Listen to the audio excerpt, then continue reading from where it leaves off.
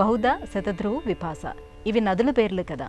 నీటి విలువ గుర్తించే విధముగా ఈ నదుల పేర్లు వెనుక ఉన్నటువంటి కథలేంటో మాకు తెలియజేస్తారా? ఈ నదుల పేర్లు అని మాత్రమే కాకుండా మన దేశంలో ప్రవహించే ప్రతి నది పేరు వెనుక ఒక కథ ఉన్నది. గోదావరి ఆవు పాల నురుగుబలి తెల్లగా ఉండేటటువంటి నది.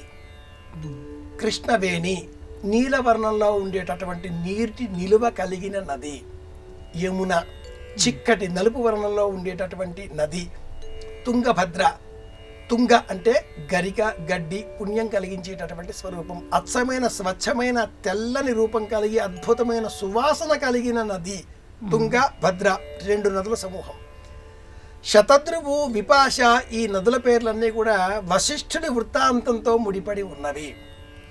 తన 50 మంది కుమారులు మరణించిన దుఃఖంలో చేతులు బంధనాలు వేసుకొని వశిష్ఠుడు నదిలోనికి దూకగా ఆ నది ఈ మహానుభావుడిని అంతం చేయజాలక 100 ముక్కలు చెక్కలుగా దూరాలుగా చెదరిపోవడంతో శతధ్రువు అన్న పేరు కలిగింది. అలాగే చేతులతో నదిని ఆపేటటువంటి శక్తి గలవాడు కార్తవీర్యార్జునుడు. బాహుబలానికి ప్రతీకగా ఉండేటటువంటి వీరుడతడు. అనేక రూపాలలో నర్మదా నది కావచ్చు, గంగా నది కావచ్చు, కృష్ణవేణి కావచ్చు, యమున కావచ్చు, బాహుధ, శతధ్రువు, విపాశ పాశముల చేత కట్టబడి అందులో దూకినప్పటికీ ఆ పాశములు ఉన్నప్పటికీ మరణం కలిగించలేకపోయినది పుణ్యం కలిగిన నది. పేర్లన్నీ ఇలా ఎందుకు ఏర్పడ్డాయి? ఎందుకు ఇలా నదులకి ఇంత ప్రాధాన్యత చెప్పారు? ప్రస్తుతం వర్తమాన తరుణంలో నర్మదా నదికి ప్రత్యేకంగా పుష్కరాలు నిర్వహించేటటువంటి సందర్భంలో నదికి ప్రదక్షిణలు చెయ్యాలి అంటుంది సనాతన ధర్మం. నదులకు ఇంత ప్రాశస్త్యం ఎందుకు? నీటి విలువలు తెలుసుకోవాలి, నీటి నిలువలను కాపాడుకోవాలి. నీటి నిలువ అలా భద్రపరుచుకుంటే బిందెలో నీరు నిల్వ చేయడం పాపం. పంచసూనములలో ఒకటి నీరు ప్రవహించాలి. ప్రవహించేటటువంటి నీరు పంటలు పండిస్తుంది. పారుచున్న నీరు పంటలు పండించు, పారకున్న నీరు పాచిపట్టు అంటాడు జోషువ గారు.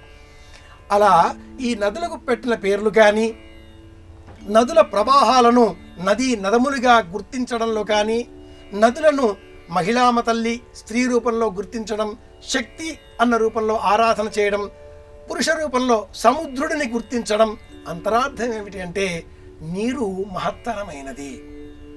నీటిని వృధా చేయరాదు. నీటి విలువ తెలుసుకొని జీవితాన్ని గడపాలి. ఆప ఇద్వా ఉపేషజీహి ఆపో అమీవ చాతని అని వేద ప్రమాణం. అపహ అంటే నీరు. వశిష్ఠుడికి సంబంధించిన వృత్తాంతాలతో ఈ విపాశ, శతధ్రువు ఈ పేర్లను ఏర్పడి ఉండవచ్చును కాక, కానీ మనమంతా కూడా నీటి విలువ తెలుసుకొని ఒక్కొక్క బిందువు కాపాడుకునే విధంగా భూమిలో నీరు ఇగ్గాలి. ప్రవహించే నీరు పంటలు పండించాలి.